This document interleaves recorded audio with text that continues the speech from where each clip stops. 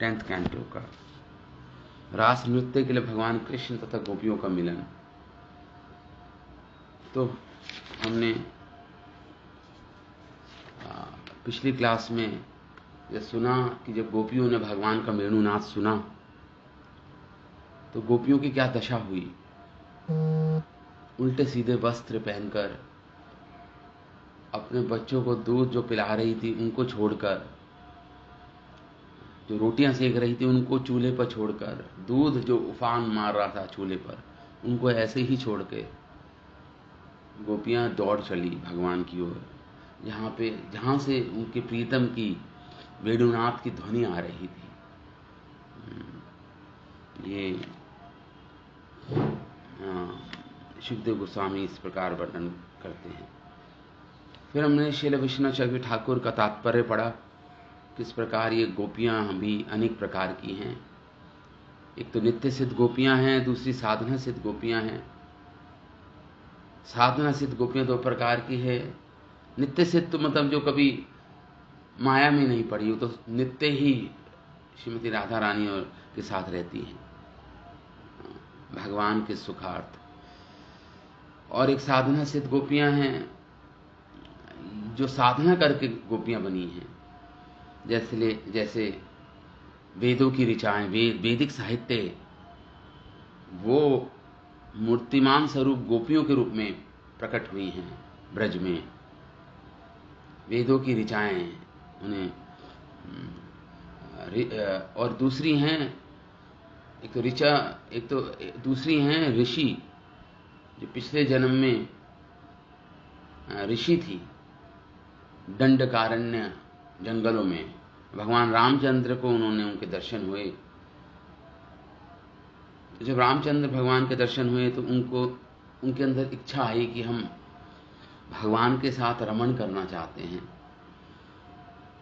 भगवान के साथ रहना चाहते हैं। तो भगवान ने कहा अगले जन्म में, अगले युग में मैं कृष्ण बन के आऊंगा, तो तुम गोपियों के रूप में आना, ऋषिचारी गोपी। तो ये हमने सब पढ़ा प्रीवियस क्लास में। अब आगे एक्सप्लेन करते हैं। कुछ गोपियों को जाने नहीं दिया उनके पतियों ने, उनके भाइयों ने, उनके बंधुओं ने। दुःसह प्रेष्ट विरह तीव्र ताभूताशुता शुभा। तो वो गोपियां जिनको जाने नहीं दिया, श्रील विश्वनाथ चक्रवर्ती ठाकुर लिखते हैं, उन गोपियों को जाने नहीं दिया उनके बंधु बांधवों ने, तो वो आंख बंद करके बैठ गई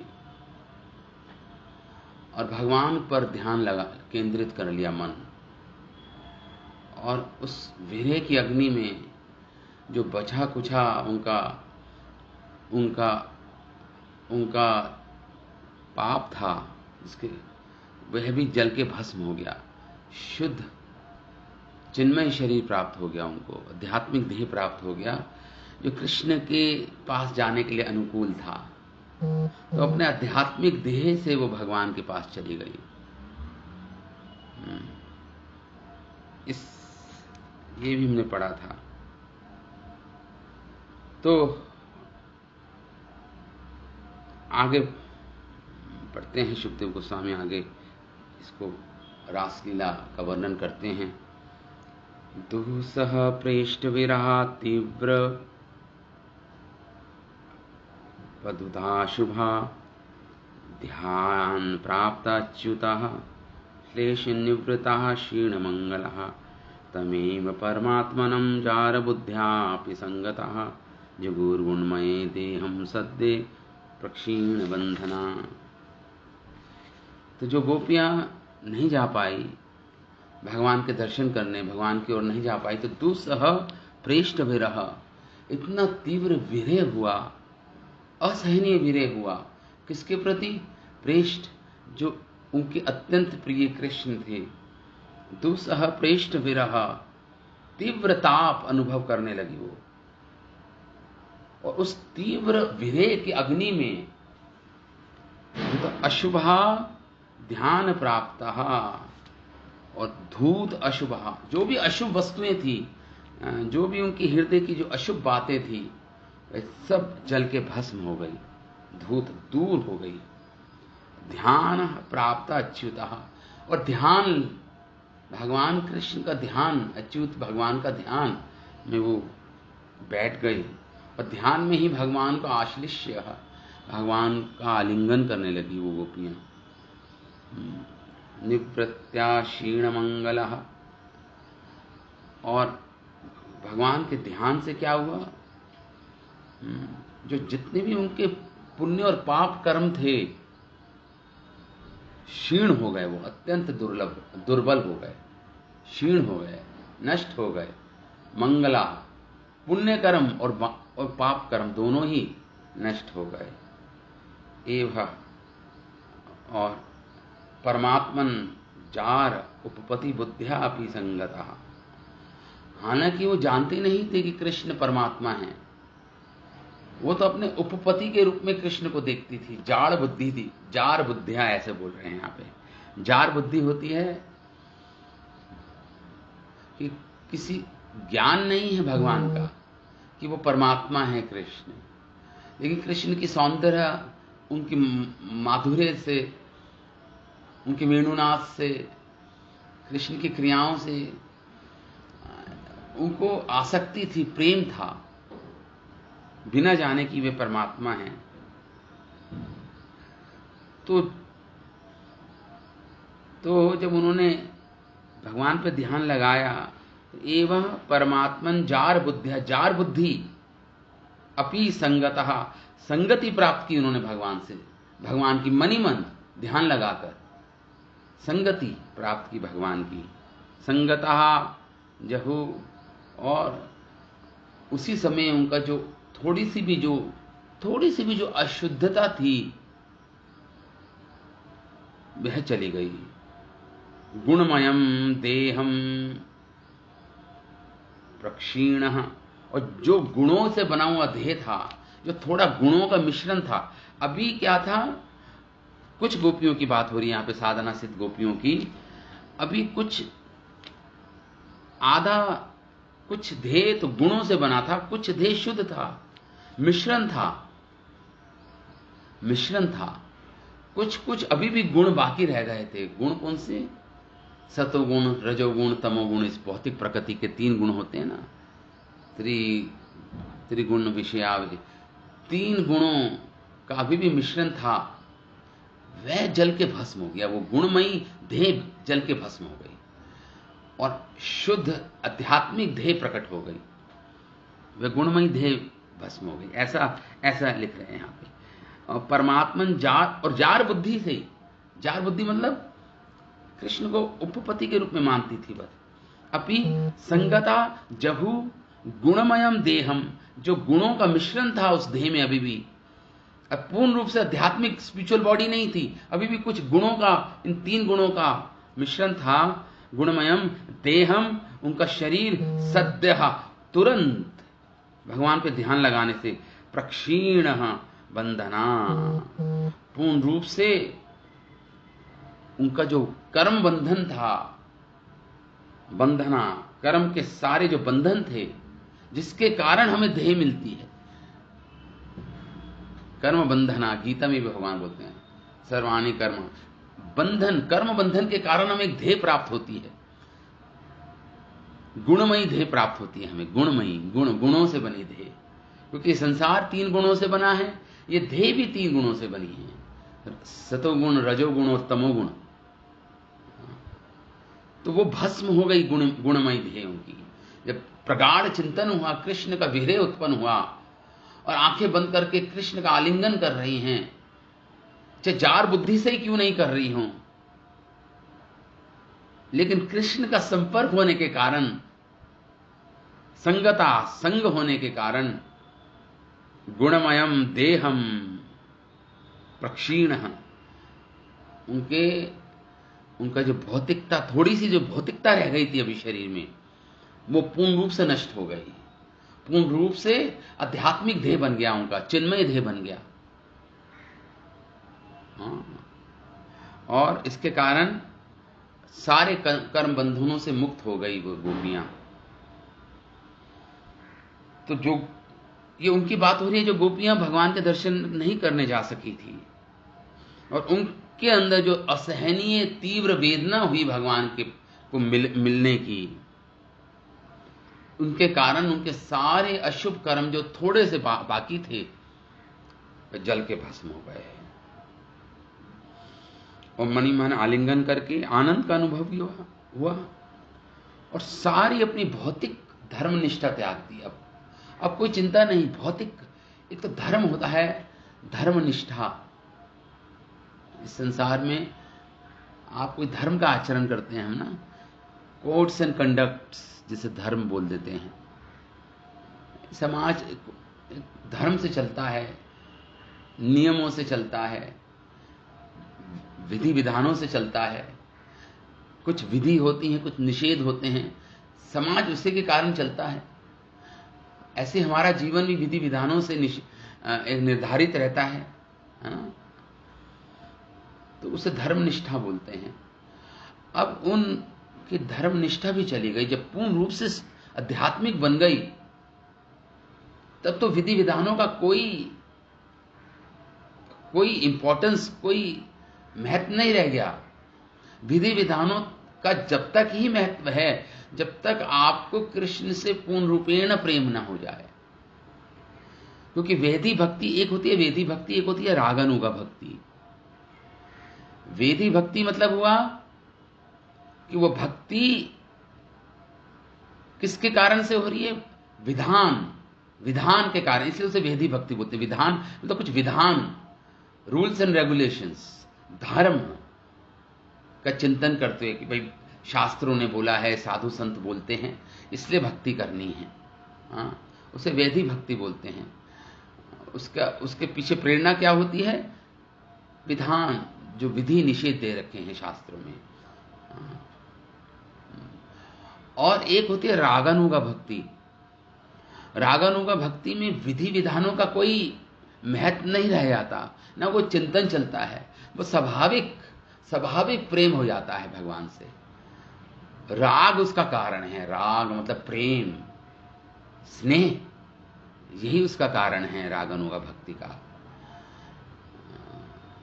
तो लेकिन आपको वेदी भक्ति करते करते ही रागानुगा भक्ति में प्रवेश होंगे।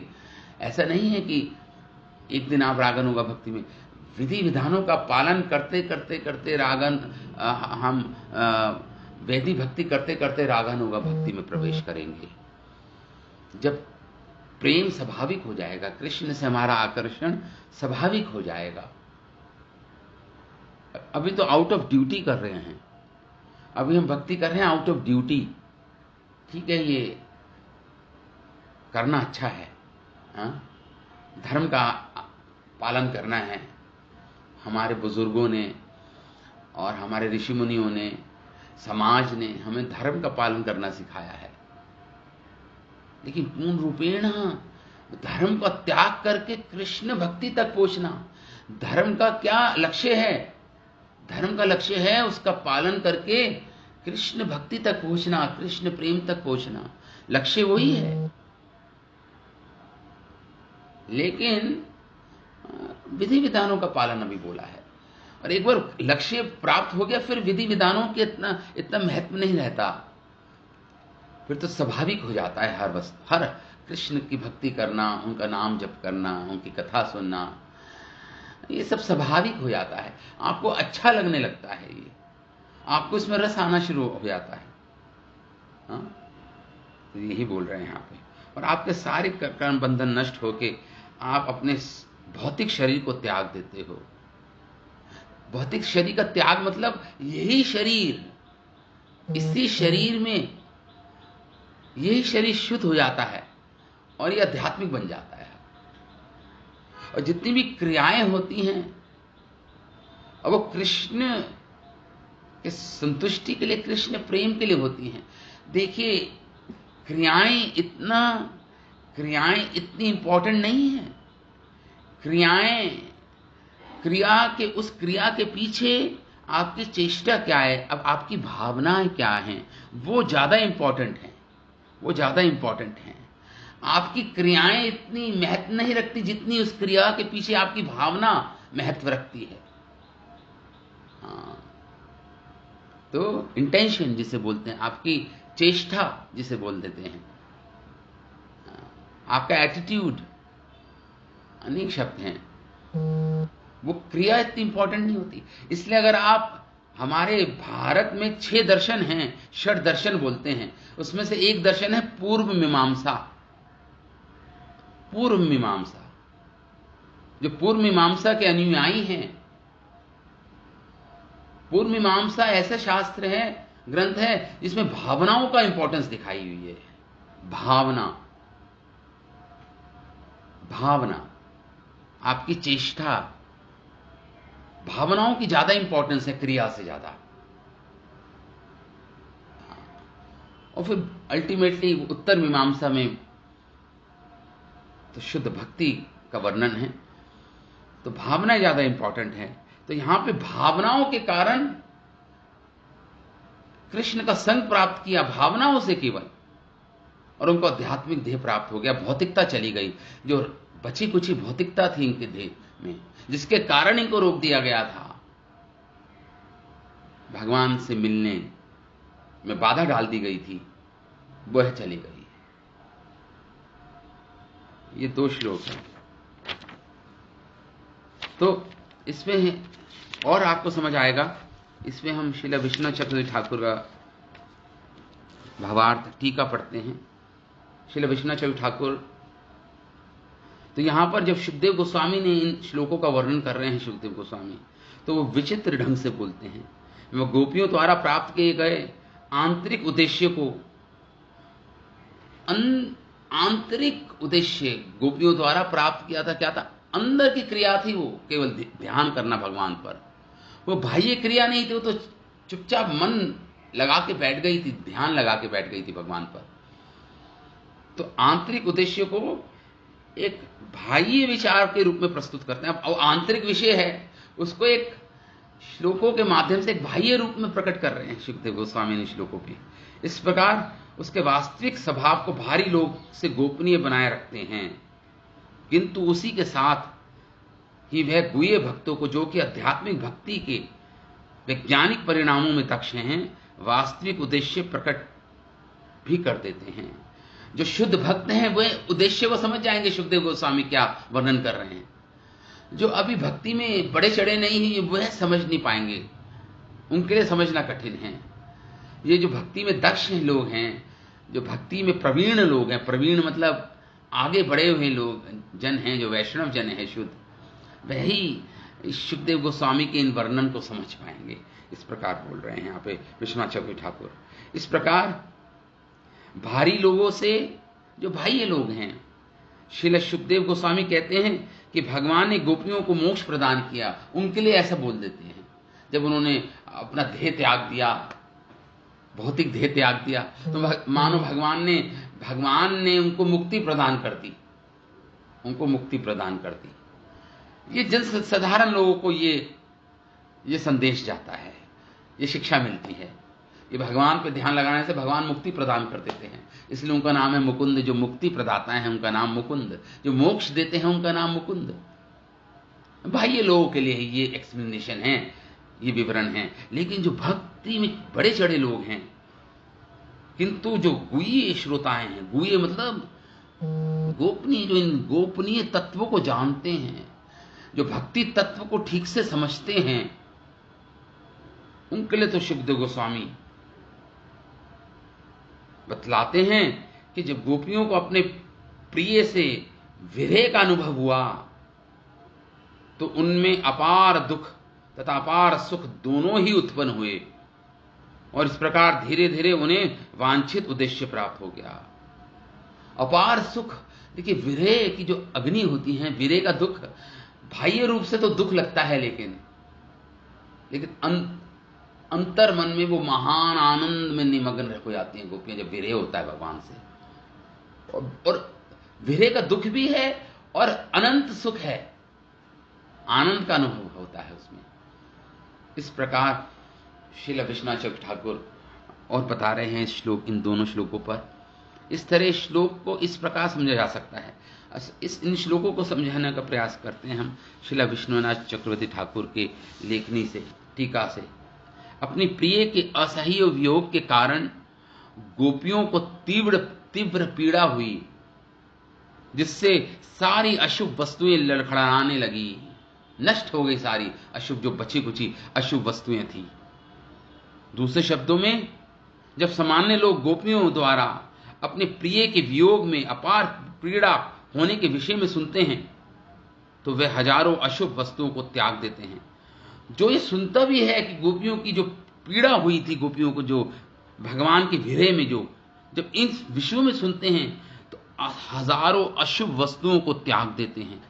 जैसे करोड़ों ब्रह्मांडों के अंदर दहकती अग्नि जैसी भयावह वस्तुओं, या शिवजी द्वारा पिया हुआ विष, जिन्होंने अपने गले में रोक लिया था उस विष को, नीलकंठ उनका नाम पड़ गया था। ये कुछ ऐसे ही है। ये गोपियों के विषय में जो ये विरह की जब बात हम करते हैं, विशेष रूप से जो गोपियों के विरह प्रेम के बारे में सुनते हैं, वे अपने भीषण मिथ्या अहंकार को त्याग देते हैं और अपने आप को पराजित मानते हुए दहल जाते हैं। जो गोपियों ने भगवान कृष्ण का ध्यान किया, तो वह प्रकट होकर प्रत्यक्ष उनके समक्ष आए और गोपियां उनके शरीर का आलिंगन करके अत्यंत आनंदित हुई, क्योंकि उनका शरीर गोपियों के प्रति दिव्य प्रेम से पूर्ण था। गोपियों ने भी इस प्रेम के अनुरूप अपने अपने शारीरिक लक्षण और पहचान के भाव प्रकट करते हुए परम प्रसन्नता का अनुभव किया, मानो भगवान अलक्षित रूप से वहां पर प्रकट हो गए हों और उनका आलिंगन किया इन गोपियों ने। इस प्रसन्नता के आगे उनका समस्त भौतिक और आध्यात्मिक सौभाग्य तुच्छ प्रतीत हो रहा था। भौतिक भगवान को आलिंगन करने का जो सौभाग्य, उसके समक्ष भौतिकता तो छोड़ो, जो उनका आध्यात्मिक जो सौभाग्य था वह भी तुच्छ, थोड़ा सा नगण्य हो गया, इनसिग्निफिकेंट हो गया, तुच्छ प्रतीत हो रहा था। इतना बड़ा सौभाग्य है कृष्ण का स्पर्श, कृष्ण का आलिंगन। बात यह है कि जब अन्य लोग ये देखते हैं कि जब श्री कृष्ण गोपियों के समक्ष स्वयं प्रकट हुए, तब वह उनका आलिंगन करके कितनी सुखी हुई, तो ये लोग ये अनुभव करते हैं कि तथाकथित हजारों शुभ वस्तुएं इसकी तुलना में नगण्य हैं। इस संसार का धर्म नगण्य है इस भगवान के आलिंगन के समक्ष। देखिए, धर्म है, भगवान ने गीता में बोला धर्मान परित्याजा। तो पहले तो आपको धर्म के स्तर पे आना पड़ेगा ना, जब भी तो धर्मों को त्यागोगे। अभी तो हम धर्म के स्तर पे भी नहीं हैं। तो जब हम धर्म के स्तर पे स्थित हो जाएंगे, तभी तो वो प्रश्न उठेगा। जब गीता में भगवान बोलते हैं कि सर्वधर्म, सारे धर्मों को त्याग दो, केवल मुझसे प्रेम करो, मेरी शरण में आ जाओ। तो ये उनके लिए है जो अभी अपने आप को, जिन्होंने धर्म का पालन कर रहे हैं जो जीवन में, उनके लिए ये भगवान के निर्देश हैं। तो गोपियों ने जो बचा कुचा जो धर्म था, भौतिक धर्म जिसे बोलते हैं, उसका त्याग किया, कृष्ण का आलिंगन किया। तो जो भौतिकता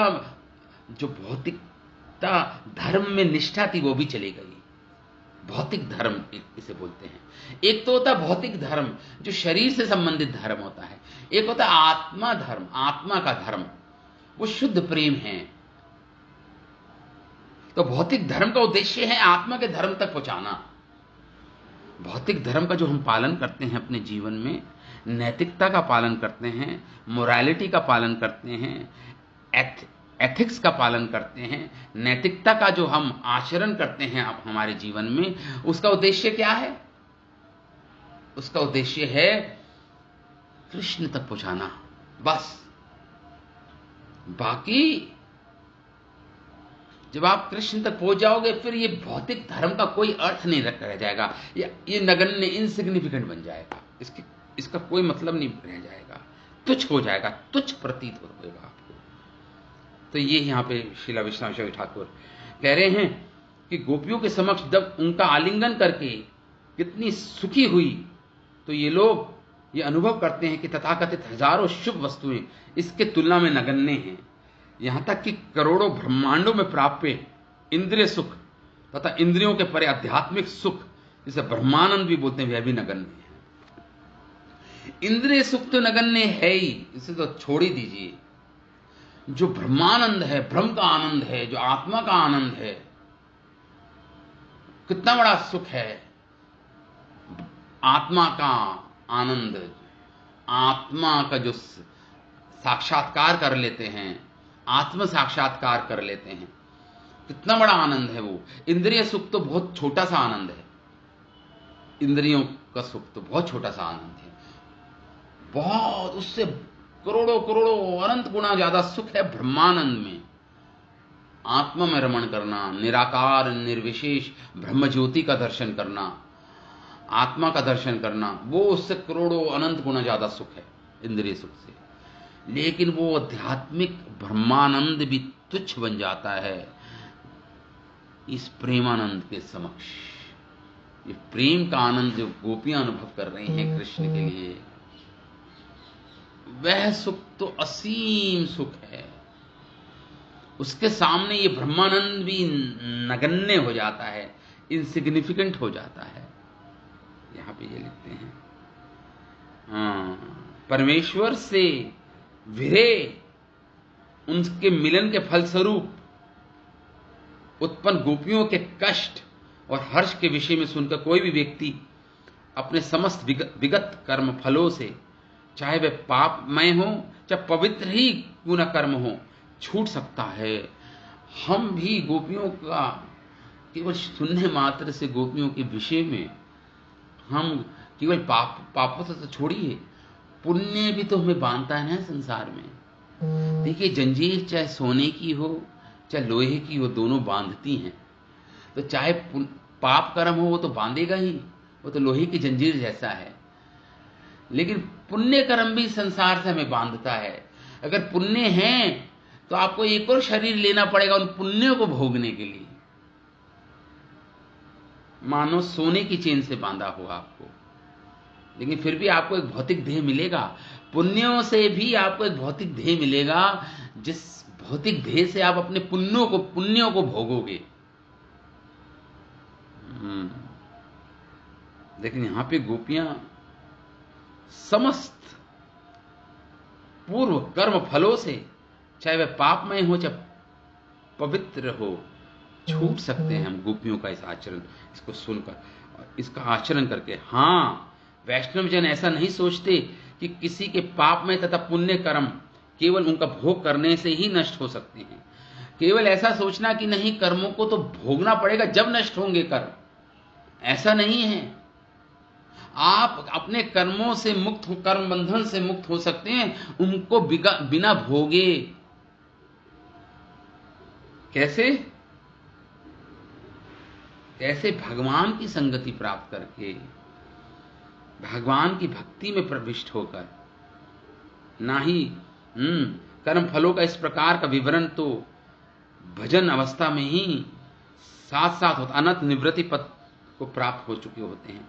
देखिए, भक्ति की अलग अलग अवस्थाएं हैं। आदौ श्रद्धा तथा साधु संगा तथा भजन क्रिया, अनर्थ निवृत्ति। पहले श्रद्धा, फिर साधु संग, फिर भजन आपका प्रारंभ होता है, भजन क्रिया, और फिर अनर्थ निवृत्ति होती है। जब आप भजन आरंभ करते हैं तो आपको जो अनर्थ है, अनवांटेड इंप्योरिटीज जिसे बोलते हैं अनर्थ, उससे आपको मुक्ति मिलती है। अनवांटेड इंप्योरिटीज, अनर्थ निवृत्ति, उसमें ही आपके पाप और पुण्य कर्म खत्म हो जाते, उस अवस्था में ही खत्म हो जाते हैं। आगे की तो बात ही छोड़ दीजिए भक्ति की। आगे की अवस्था तो निष्ठा, फिर रुचि, फिर आसक्ति, फिर प्रेम, उनकी तो बात ही छोड़ दीजिए। अभी आप भक्ति की प्रारंभिक अवस्था में ही आप पाप और पुण्य कर्मों से मुक्त हो जाते हो। कर्म बंधन से मुक्त हो जाते हो। अनर्थ निवृत्ति की स्टेज पे ही आप पाप और पुण्य कर्मों से मुक्त हो जाते हो। यहां पे यही बोल रहे हैं। इस प्रकार गोपियों ने परमात्मा या प्रेम के परम लक्ष्य भगवान कृष्ण को अपना जारपति मान लिया था। उपपति मतलब जार बुद्धि, कोई ज्ञान नहीं था गोपियों को, क्योंकि प्रेम कृष्ण के प्रति था, इसलिए जन्म मृत्यु को लांग गई केवल प्रेम से। जार बुद्धि, यद्यपि ऐसा भाव सामान्य रीति से निंदनीय है। सामान्य लोग सामान्य धर्म की दृष्टि से देखें तो निंदनीय है ये गोपियों का कृत्य, किंतु गोपियां भगवान के प्रति रुक्मिणी तथा अन्य रानियों की अपेक्षा अधिक अधिक अनुरक्त थी। जो भगवान की गोपियां, जो भगवान की जो पत्नियां थी द्वारका में, रुक्मिणी आदि, उनसे अधिक प्रेम इन गोपियों के हृदय में था। ये अधिक अनुरक्त थी कृष्ण के प्रति, जो उन्हें सम्मान पूर्वक अपने पति मानती थी। देखिए, एक साधारण धर्म की दृष्टि से देखा जाए तो अपने पति होते हुए दूसरे को अपना उपपति मानना, ये तो निंदनीय है। तो आप कहोगे वो जो द्वारका की जो रानियां थी रुक्मिणी आदि, उन्होंने तो कृष्ण से विवाह किया था, तो उनका कृष्ण के प्रति प्रेम करना वो धार्मिक है। लेकिन गोपियों का, जिनके अपने अपने पति थे, इन्होंने अपनी उस धर्म, अपने लौकिक धर्म का त्याग करके कृष्ण को अपना पति के रूप में मानकर उनसे प्रेम किया, तो उन्हें सम्मान पूर्वक अपना पति मानती थी भगवान को गोपियां। श्री भगवान को अपना जार पति मानना वास्तविक पति की तुलना में श्रेष्ठ है। देखिए, यही है इस संसार में। इसे एक होता स्वाकीय भाव, एक होता पराकीय भाव। ये समझना बहुत कठिन है, एक्चुअली बहुत ही कठिन है। पराकीय भाव होता है जो अपने वेडलॉक, जो अपने विवाह जिससे हुआ है उससे परे किसी से प्रेम करना, किसी पुरुष से प्रेम करना या किसी स्त्री से प्रेम करना, उसे पराकीय भाव बोलते हैं। आध्यात्मिक जगत में ये पराकीय भाव सर्वोच्च है, सर्वोच्च, सबसे उत्कृष्ट भाव है, जो इस भौतिक संसार में निंदनीय है। ये इस बात को सिद्ध करता है कि निर्बंध शुद्ध प्रेम भगवान के प्रति गृहस्थ प्रेम से बढ़कर होता है। जो आपका प्रेम अपनी पत्नी, अपने बच्चों, अपने घर के प्रति है, गृहस्थ प्रेम, उससे कहीं कहीं बढ़ के ही है कृष्ण से जब प्रेम हो जाता है। श्री उद्धव जी इसका उदाहरण है। उद्धव जी जो इतने बड़े ज्ञानी थे, स दुस्तेजम स्वजनम आर्य पथम चहित्वा, श्रीमद् भागवत में उद्धव जी बोल रहे हैं, जो इतने बड़े बृहस्पति के शिष्य हैं, इतने बड़े ज्ञानी हैं उद्धव जी, वह बोल रहे हैं, वह कह रहे हैं इन गोपी, हे प्रभु, मुझे ब्रज में गुल्म लता और मुझे वृंदावन में घास बना दो, ताकि इन गोपियों की चरण रज मुझ पे पड़े और मैं पवित्र हो जाऊं।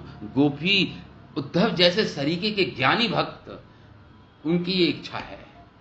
आप सोच सकते हैं, तो कोई छोटी वस्तु नहीं है ये प्रेम।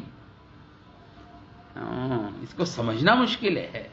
या दुस्तेजम स्वजम आरम पतम, इन गोपियों ने अपने स्वजनों का त्याग किया, आर्य पथ धर्म, भौतिक धर्म का त्याग किया, आर्य पथ का त्याग कर दिया। आर्य पथ मतलब भौतिक धर्म का त्याग कर दिया। इनको कोई चिंता नहीं थी कि इनका अपमान होगा, इनकी निंदा होगी समाज में, समाज क्या कहेगा इनको, कोई चिंता नहीं इन गोपियों को।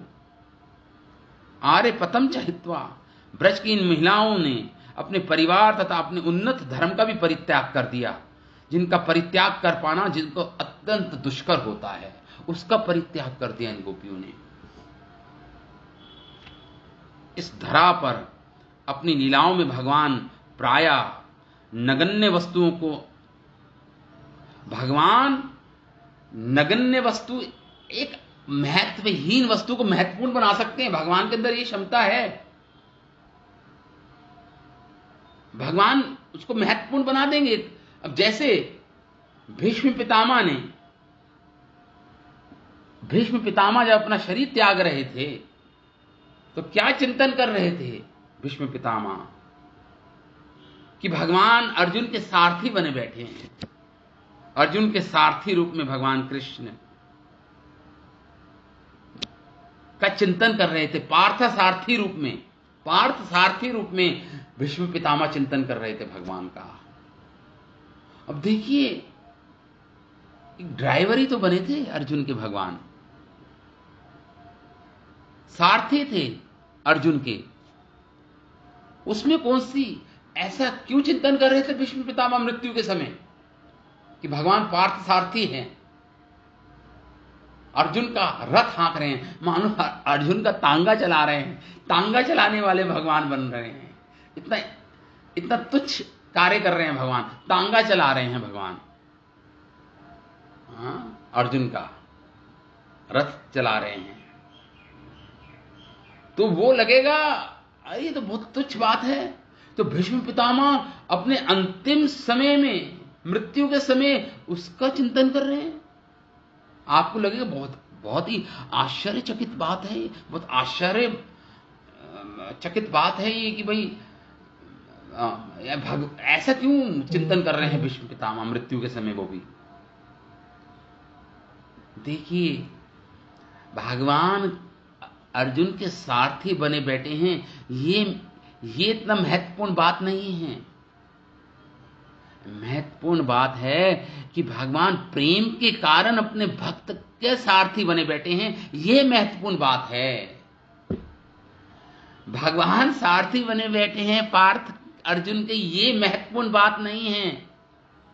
भगवान प्रेम के कारण अर्जुन के सारथी बने बैठे हैं, वो प्रेम महत्वपूर्ण है जो भगवान दर्शा रहे हैं। उसका चिंतन कर रहे हैं भीष्म पितामह। वो प्रेम जो भगवान अपने भक्तों से करते हैं, अपने भक्तों के प्रति दर्शाते हैं, वो ज्यादा महत्वपूर्ण है, प्रेम। इसलिए वो महान बन, भगवान जब पार्थ सारथी बने तो भगवान की वो महानता है। भगवान अपने प्रेम को दिखला रहे हैं अर्जुन के प्रति, जिनमें राजाओं के भी राजा की तरह भगवान जो होते हैं। विजय रथ कुटुंब आक्ततोत्रे, ये श्लोक आता है। जब भीष्म पितामह से पूछा आप किसका चिंतन कर रहे थे, उन्होंने कहा विजय रथ। विजय रथ मतलब अर्जुन के रथ के भगवान सारथी बने बैठे हैं। और वही अर्जुन मेरा परपौत्र है, इसका चिंतन कर रहे हैं भीष्म पितामह। कितने सौभाग्य, अपने सौभाग्य का वर्णन कर रहे हैं भीष्म पितामह। धृत्यारश्मिनी तुच्छवेक्षेणी, मैं अर्जुन के सारथी का ध्यान करता हूं जो अपने दाएं हाथ में चाबुक और बाएं हाथ में लगाम लिए हैं, जो अर्जुन के रथ के सभी प्रकार से रक्षा करने के लिए सतर्क थे। इस प्रकार भीष्म पितामह ने बोला था। श्रीमद् भागवतम के पहले स्कंद में आता है भीष्म पितामह की प्रार्थनाएं। इस प्रकार हम देखते हैं कि सामान्य रूप से निकृष्ट माने जाने वाला माधुर्य रस सामान्य रूप से उच्चतर मानने वाला शांत रस से श्रेष्ठ बन जाता है। जनरली शांत रस तो समझ आता है। शांत रस क्या होता है? ये ऋषि मुनि लोग जो शांत बैठकर भगवान का चिंतन करते हैं, ऋषि योगी बड़े बड़े ज्ञानी जन, उसे शांत रस बोलते हैं। और ये माधुर्य रस क्या होता है? भगवान को अपना प्रेमी मानना, जार बुद्धि, जैसे बताया पीछे इस श्लोक, जार बुद्धि रखना भगवान के प्रति, अपना उपपति मान रही थी। माधुर्य रस में थी ये गोपियां।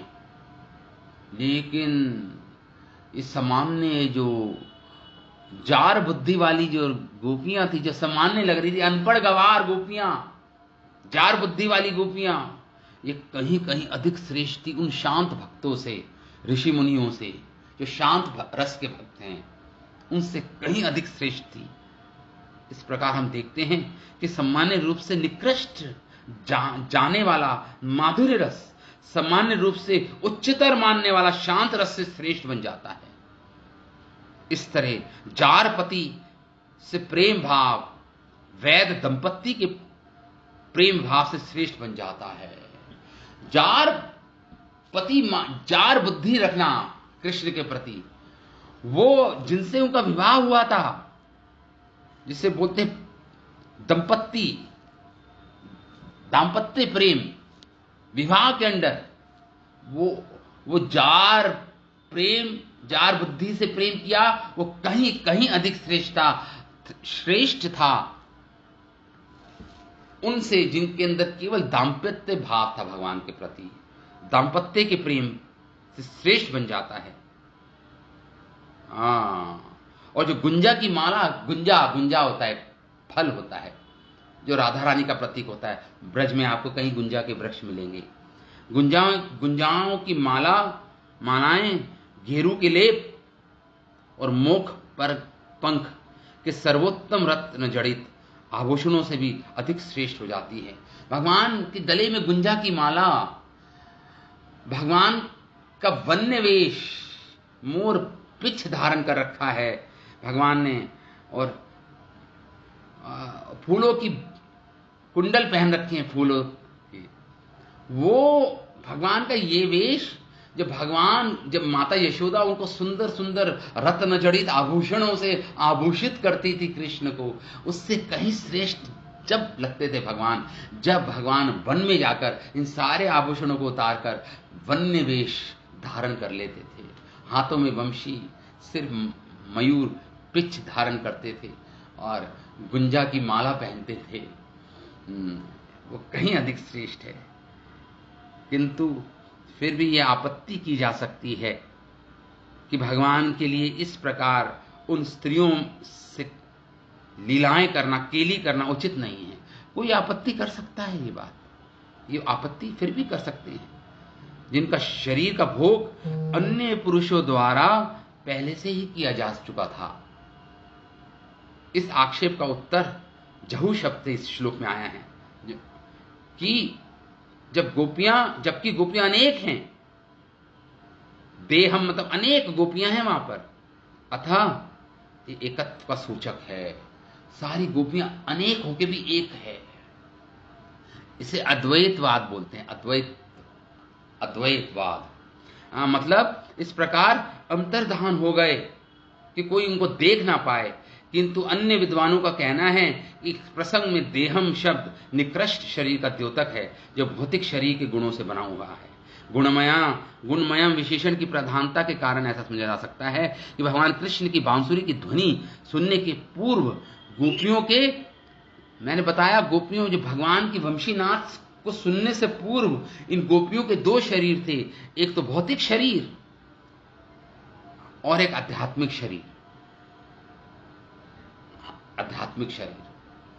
तो भौतिक शरीर, किंतु बांसुरी को सुनते ही उन्होंने अपने भौतिक शरीर का परित्याग कर दिया, केवल आध्यात्मिक शरीर पूर्ण रूपेण प्रकट हो गया।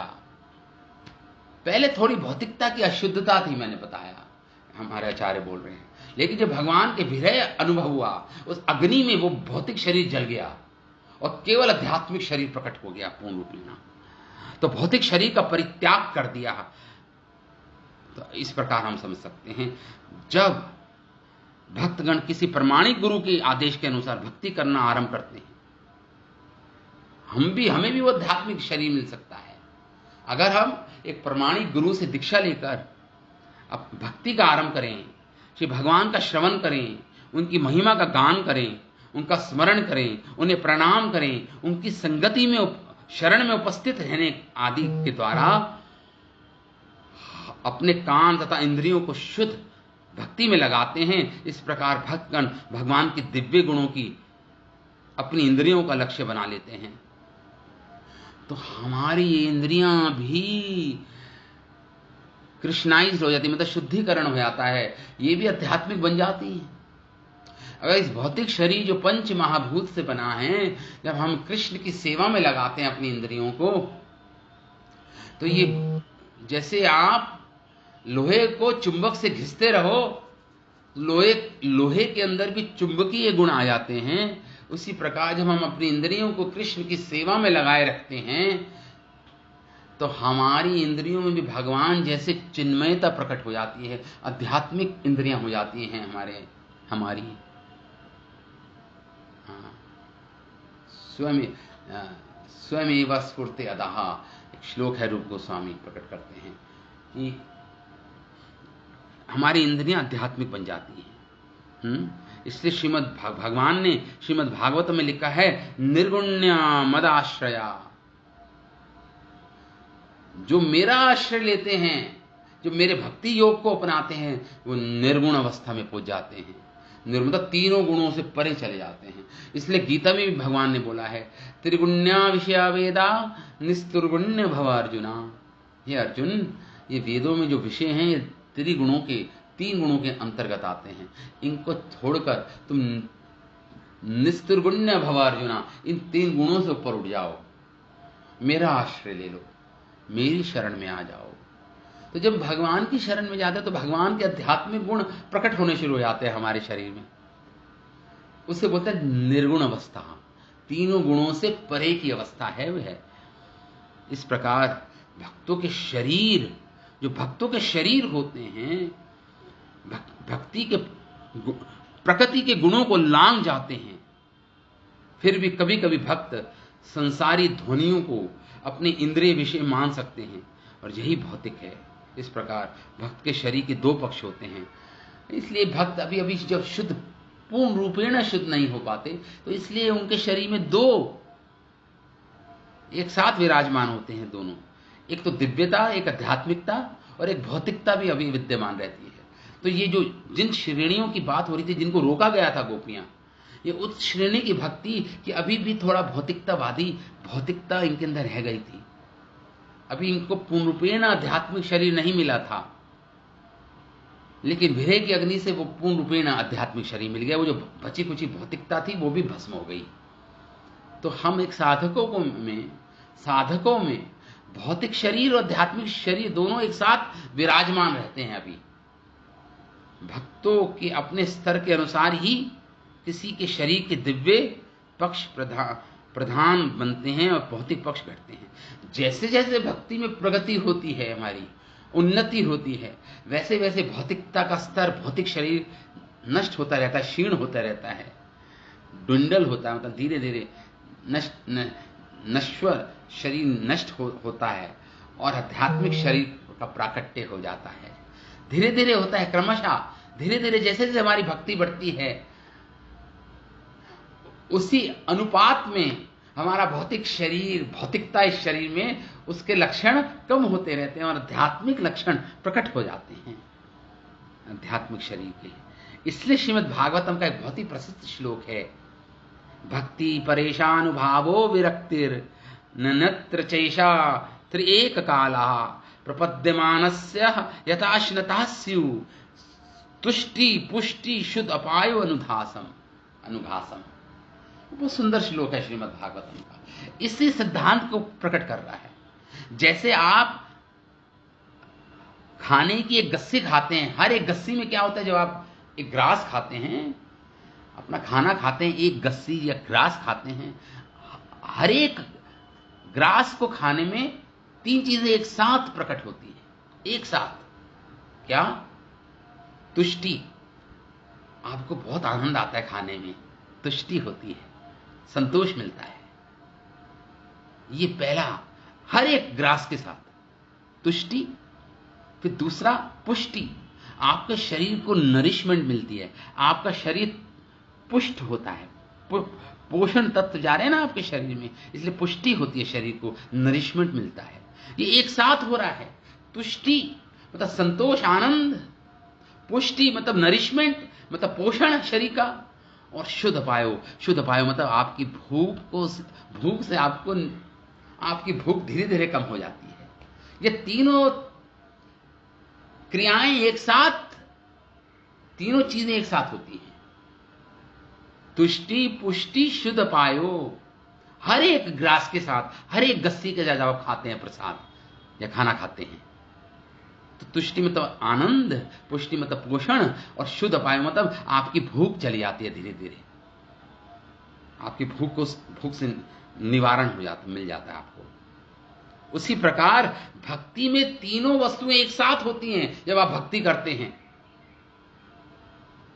आपको तुष्टि मतलब तो क्या होता है, एक साथ वैसे ही जैसे जैसे आप भगवान की भक्ति करते हैं तो उसमें उसके लिए भक्ति आप अनुभव करते हो, भक्ति से आपको संतुष्टि मिलती है, आनंद मिलता है जीवन में, भक्ति कर रहे हो आप। और उसके साथ साथ क्या होता है, पुष्टि मतलब भगवान का प्रत्यक्ष अनुभव होता है आपको कुछ कुछ। भक्ति देखिए एक साथ होगा, भक्ति करोगे तो भगवान का प्रत्यक्ष अनुभव और साथ साथ वैराग्य, संसार से वैराग्य, विरक्ति आती है, शुद्ध पायो, भूख जैसे मिट जाती है, विरक्ति। तो भक्ति के साथ साथ क्या होता है, भगवान का प्रत्यक्ष अनुभव और संसार से वैराग्य, ये एक साथ होती है सब, ये तीनों क्रियाएं एक साथ होती हैं, अलग अलग नहीं कर सकते आप इनको। भक्ति करोगे भगवान का प्रत्यक्ष अनुभव होगा, धीरे धीरे उसके अनुपात जैसे आप भक्ति कर रहे हो, और फिर आपको वैराग्य आएगा, संसार से आना ही चाहिए वैराग्य। देखिए किसी का मापदंड क्या है, कोई भगवान की भक्ति कर रहा है तो वह उन्नति कर रहा है भक्ति में, उसका मापदंड क्या है, what is the measuring scale, मापदंड क्या है उसका मापदंड है जब वो भक्ति करता है, जब भगवान का नाम जप करता है तो कितना भगवान के नाम में उसको रस मिल रहा है, या मन इधर उधर भाग रहा है संसारिक वस्तुओं में। अगर इधर उधर भाग रहा है तो अभी भक्ति का स्तर अच्छा ठीक मतलब अभी निम्न स्तर है। लेकिन जब नाम में रस आता है, भगवान का नाम लेने का और मन करता है, नाम भगवान का भार नहीं लगता हमें, नाम में आसक्ति हो जाती है, नाम में रस उत्पन्न होता है, नाम और मधुर लगने लगता है, तो मतलब आप भक्ति में उन्नति कर रहे हो। तो ये तीनों चीजें एक साथ होती हैं। जब मनुष्य को ईश्वर का सर्वथा शुद्ध प्रेम प्राप्त होता है तो शरीर के भौतिक अंश नष्ट हो जाते हैं। जब भगवान की शुद्ध भक्ति में प्रवेश कर जाता है तो भौतिक अंश नष्ट हो जाते हैं और शरीर पूर्ण रूपेण आध्यात्मिक बन जाता है। जैसे इन गोपियों का बना, जिनको रोका गया उनके पतियों द्वारा, उनका जो थोड़ी भौतिकता थी उनके शरीर में, लेकिन जब भगवान का तीव्र ध्यान हुआ, विरह अग्नि उत्पन्न हुई उनके हृदय में, तो वो जो बचा कुचा भौतिक तत्वतः थे उनके शरीर में, अशुभ कर्म थे बचे कुचे, वो भी मुक्त हो गया, पूर्ण रूपेण आध्यात्मिक शरीर बन गया उस गोपी का। कर्म बंधन से मुक्त हो गई वो गोपी, अब उस आध्यात्मिक शरीर से भगवान के रासलीला में वो चली गई। तो भी नास्तिकों की मिथ्या मतों से हमें विचलित नहीं होना चाहिए। भक्ति की गुह्यता की रक्षा के लिए भगवान अपनी भ्रामक शक्ति से ये प्रकट करते हैं। भगवान की योग माया शक्ति, जो उनके भौतिक शरीर जो मरे पड़े थे उन गोपियों के, योग माया शक्ति ने उनको अदृश्य कर दिया, उन भौतिक शरीरों को। जैसे भगवान की मौसल लीला, भगवान के यदु वंशी थे, वो एक दूसरे को डंडों से मार के उन्होंने सबकी हत्या कर दी एक दूसरे की, पूरा यदुकुल नष्ट हो गया उद्धव जी को छोड़कर, क्योंकि उनमें से कुछ कुछ देवता लोग भी आए थे। तो किंतु कभी कभी भगवान कृष्ण भक्ति योग की श्रेष्ठता घोषित करने के लिए भक्त को अपने इसी शरीर के साथ भगवान के धाम भेज देते हैं। ऐसा भी होता है, यही शरीर आपका जो है दिख रहा है, यही पूर्ण रूपेण आध्यात्मिक बन जाता है। जैसे जब ध्रुव महाराज को ले जाया जा रहा था आध्यात्मिक जगत में, श्रीमद् भागवतम में आता है, तो यहां पे भगवान भी बोल रहे हैं ध्रुव महाराज के साथ क्या हुआ। जो जीव मन को प्रकट करने वाले भौतिक प्रकृति के गुणों पर विजय प्राप्त कर लेता है, वह भक्ति योग के द्वारा अपने आप को मुझे श्री कृष्ण को समर्पित कर सकता है और इस प्रकार मेरे शुद्ध प्रेम को प्राप्त कर सकता है।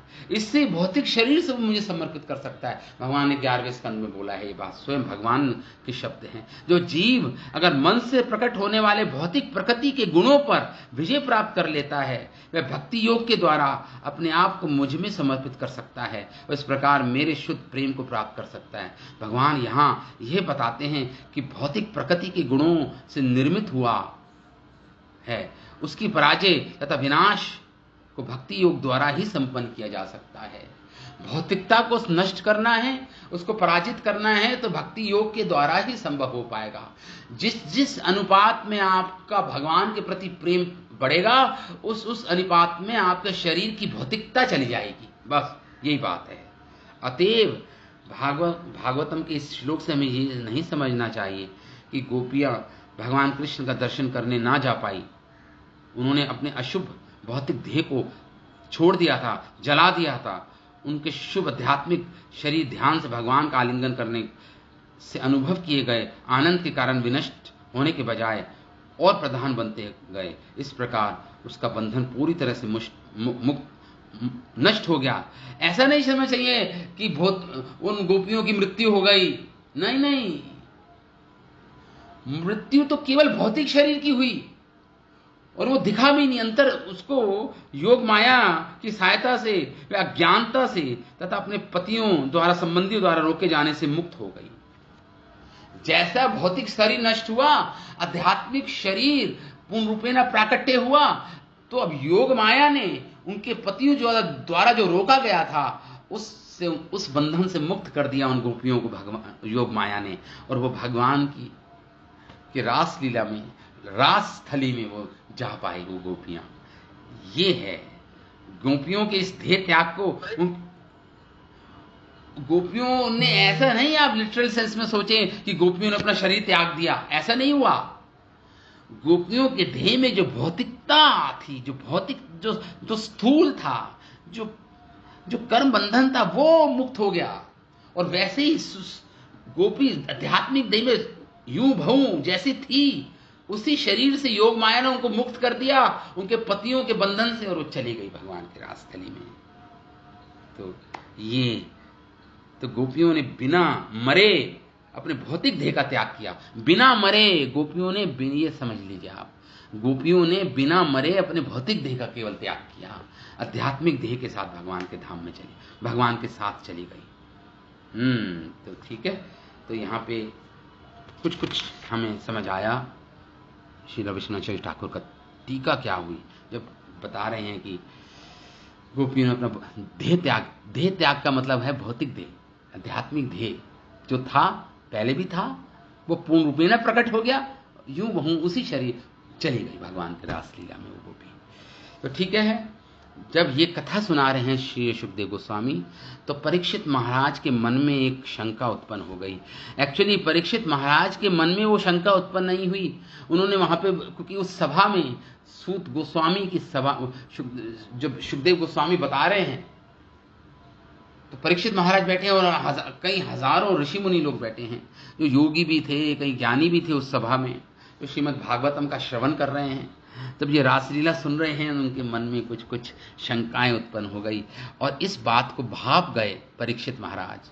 परीक्षित महाराज के मन में कोई शंका नहीं हुई। वो तो शुद्ध भक्ति के स्तर पे थे। जो शुद्ध भक्ति के स्तर पे नहीं थे, ज्ञानी जन, योगी जन, उनके मन की शंका स्वयं परीक्षित महाराज पूछेंगे। अब सुखदेव गोस्वामी से एक प्रश्न पूछेंगे।